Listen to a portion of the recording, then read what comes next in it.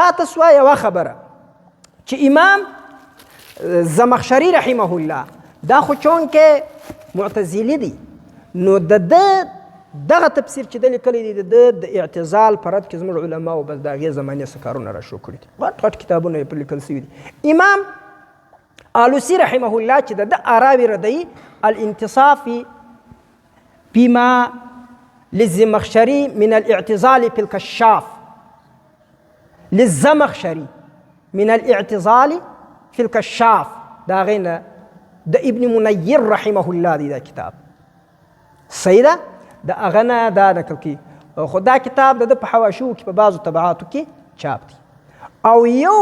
هغه بهترین کتاب چې هغه د ده د اعتزال د ذرې ذرې رد یې کړی د هغه کتاب نوم دی التمييز لما أودعه الزمخشري من الاعتزال في تفسير الكتاب العزيز دا بهترین کتاب دی د اعتزال د رګ رګ نیول کړي دي دا په دا کښنې پکې دی لږ زره توري کې اعتزال دی دونه تفسیر ډېر په ښایسته انداز باندې وکړي دا د امام ابو علي عمر بن محمد دا عالم مالکی دی مذهبا دی په 919 کې وفات شوی دی د څویمې صدۍ سو اتمې صدۍ سو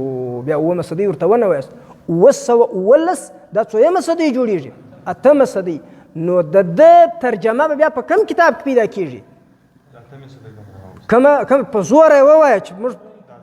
الدرر الکامنه فی اعیان المئة الثامنه په دا کې ترجمه کې نو دا بیا د ده د اعتزال د رګ رګ نیول کړي دي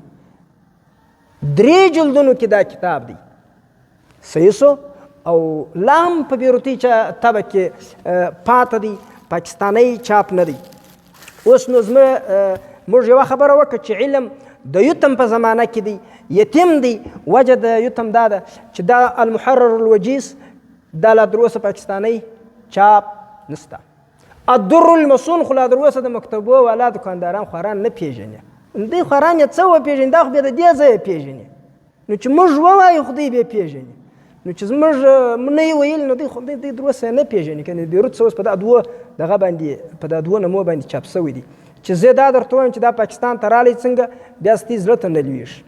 نو ځکه هغه بس زه نه وایم چې دا رالی څنګه پاکستان ته نو دا او پاتې سو دا کشاف لا چاپ سته بحر محیط لا اوس چاپ سته او دا نور شان انشاءالله او دا خورکۍ خو نو ګرس په بیروت کې لا په ډېره کمه په کمه سویه چاپ دی صحیح سو نو دا زموږ د علم یو ترتیب بس نن انشاءالله العزیز دغونه دغه درس کې کفایت کوي سبحان ربک رب العزة عما یصفون